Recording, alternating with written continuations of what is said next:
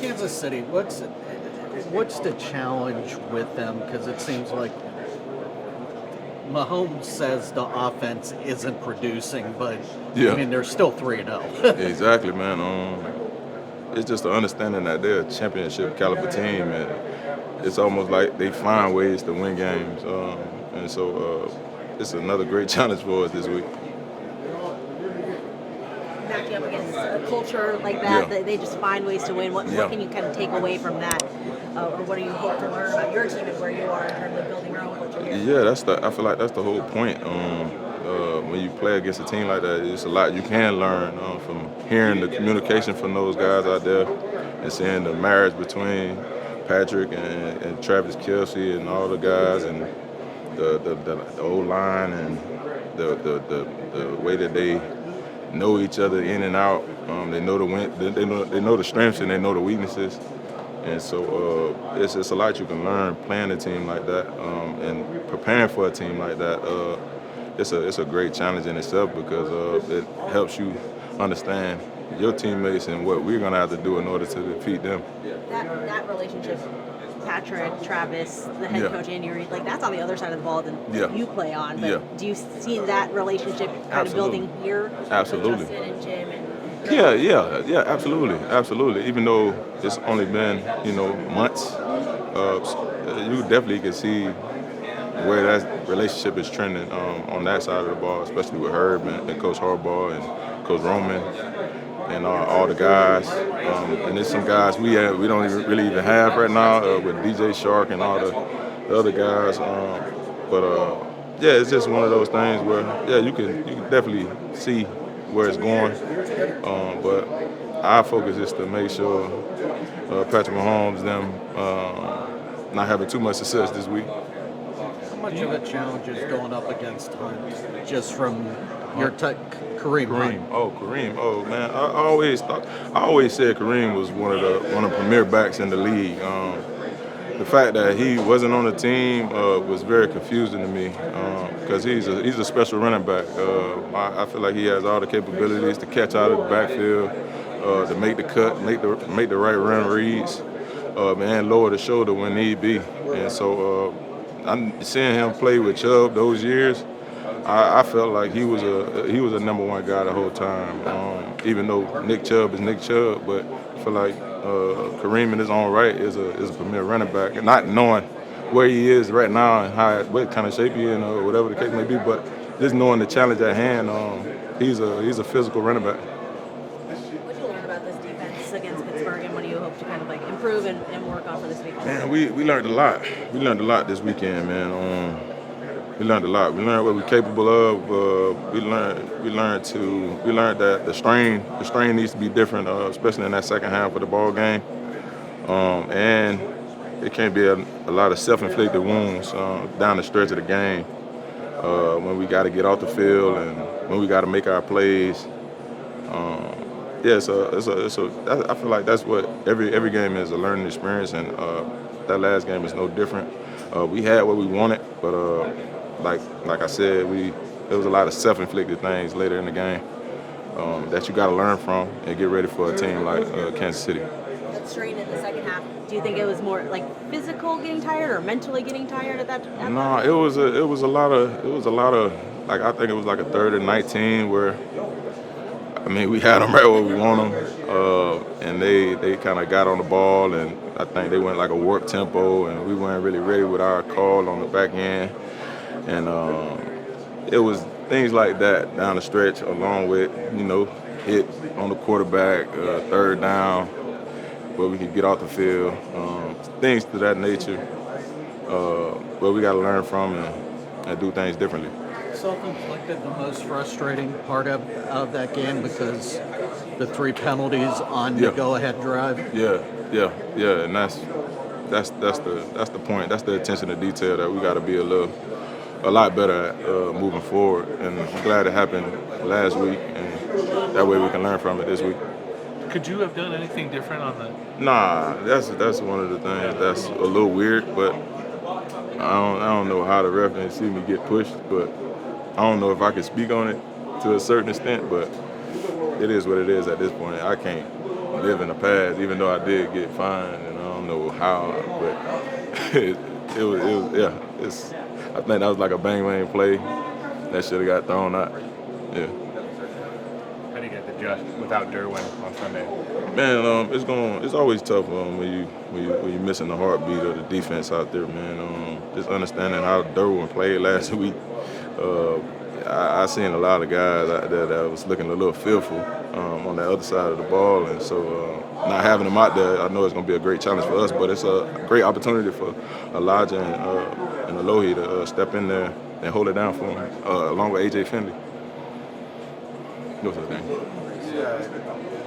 This will be your third season, playing in these division games against the Chiefs.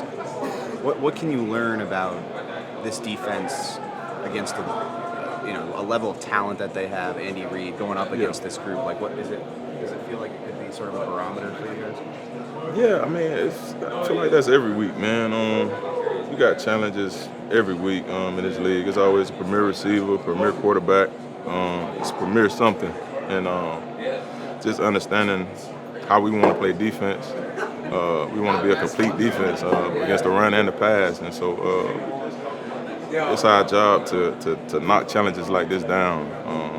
And what better way to do it at home on Sunday against the Chiefs? Have you guys talked about the history against the Chiefs? I know you've only been here for 3 years, but it's 10 in a row at home that you guys have lost. I mean, when you say history, I feel like history means the past. Not something I'm keen on focusing on, but especially when everything we want is right in front of us, man. Going into a bye with a win, that'd be huge. That'd be huge for us, especially where we're at and getting guys healthy. That'd be huge for us. Have you talked? I'm assuming you've talked to Joey this week. Where's his head at? Joey is Joey, man. I just, you gotta let Joey just be free and figure out what he want to do. Yeah, I feel like his head is in the right place. He's trying to get back, and we'll see. He was a former teammate for years, for a year or two at Chicago. But what was it like adding Justin Fields to your list of quarterbacks there? Yeah. Oh no, it was fun to play against Justin, man. I think I talked to him about the late hit and I didn't realize I got pushed into him, but he made a joke about it, saying, "Oh man, you strong," and I didn't realize that me floating into him with somebody else pushing me into him. And so saying it back, he was right. But yeah, it's fun playing against guys like that.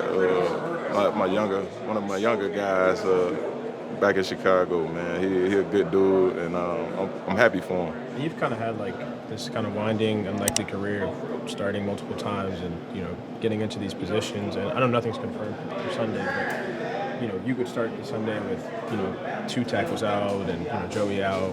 Is that kind of, you talked about a Sunday, about it's always been like difficult for me. Like, do you kind of feel that way about heading into this week? Yeah, this is just it's the same as usual. Throughout my career.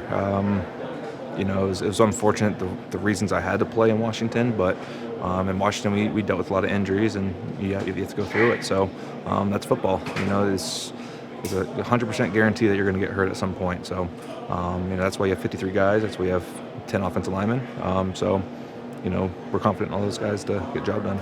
Do you feel at this point like a pressure still? I know among when you're a backup, there's like I'm trying to prove that I can be a starter, or you're trying to show to other teams or whoever that do you still at this point feel like that pressure? I don't feel pressure because of that. I think any quarterback would feel pressure because you want to go out there and win games. That's our main goal. If you throw 3 picks and still win a game, it's great. But at the same time, I don't feel the pressure to prove to other teams. I feel the pressure of going to win. That's the sole goal. How do you prepare for not knowing if you're going to start or not? Is it different? It's different. It's definitely different when you know that you're starting. I feel like you have kind of a more of calmness, like, hey, I'm going to be playing. When you kind of don't know until Sunday morning, you get kind of nervous throughout the week. But at the same time, you don't prepare any different. I think backups prepare to start because, again, at any given moment, you could be thrown in the game, so you have to be ready. But I feel fine right now. Again, I'm always nervous. I think it's good to be nervous. I think that means that you care. That's part of it. But yeah, I think Easton would tell you the same exact thing. We prepare like we're starting just because we're one play away from going in there. Jim said after the trade that the game plan between Justin and if you or Easton would come in would be tailored different. Did you notice that last week in game plans and maybe this week that they're trying to play more to your strengths? No, I haven't really noticed it, but I understand it. Obviously Justin can throw the ball 80 yards in the air, and I can't. And there's a lot of things that he can do that I can't. I completely understand that. But no, I notice it now. What's it like? Go ahead. How do you feel like you've come along in terms of developing a relationship and chemistry with the receivers, especially? Maybe you didn't have the same amount of practice time as Justin or Stick. Yeah, it's been a work in progress because again, my sole goal when I first got here was just learn the playbook. That was my main thing. So now that I feel like I'm getting more comfortable with that, now developing relationships with the receivers, knowing their timing, stuff like that. Same thing with the offensive line. That's the next goal. That's to keep working on that relationship, make them feel like they're comfortable with me in there. That's the next step in this process. 3 weeks in, where do you feel like you are with the playbook? I feel like I picked it up pretty well. I've worked really hard on it. Not to say I have it 100% down, but I feel really good with it. So I'm definitely light years ahead of where I was two weeks ago. You and Ladd made a quick connection. What's it like kind of having that receiver who can catch balls inside the numbers and in the middle on those crossing routes and shallow routes like that? Well, it's huge. Again, like I said before, I don't have a rocket arm. I don't beam the ball kind of like Justin does. So throwing outside the numbers is a little bit more difficult for me. Not to say I can't do it, but to have a guy like Ladd that can make those plays. You look at Julian Edelman and the career he had, him and Tom Brady, and there's a lot of slot receivers like that are huge for quarterbacks, and they're the quarterback's best friend because you give them the ball in their hands and they make something happen with it. So I feel like Ladd is progressing as a player and he can do that stuff.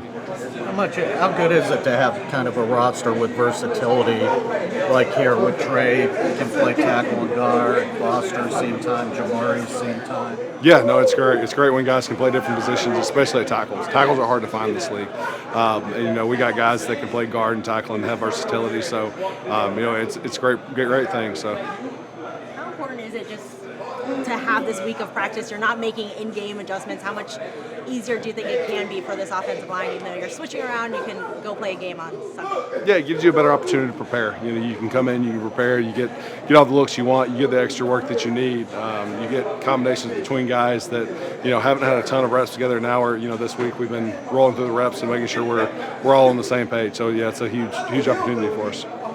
What's your kind of role when everyone is kind of moving around you as the center? How do you kind of facilitate that communication, make sure everyone's on the same page? Communication. That's the biggest key. Communication. That's going to be my job this week. It's my job every week, but now especially making sure everybody's in the same spot, on the same page, in the right spot. Guys are playing new positions. Things change when you go from right to left.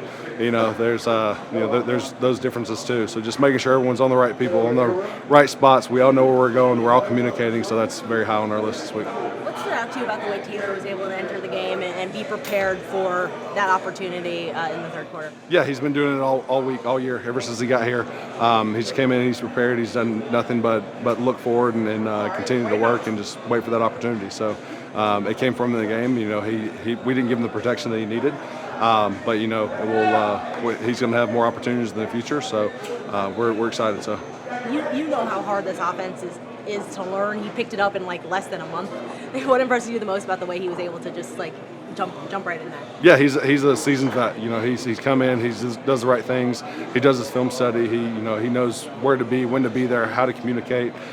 He's done a great job of being flexible towards us, and kind of taking over some of Justin's kind of habits and how he does things. So that way there's not a ton of changeover whenever he does have to step in. So he's done nothing but a spectacular job for us. What are some of those things that he has to pick up from Justin just to make it a little bit easier for you guys? Just when we're switching plays, when we're communicating different ways, just small stuff. So it's you wouldn't think it would be that big of a difference, but for us it makes a huge just clarification and just adjustments much easier. So.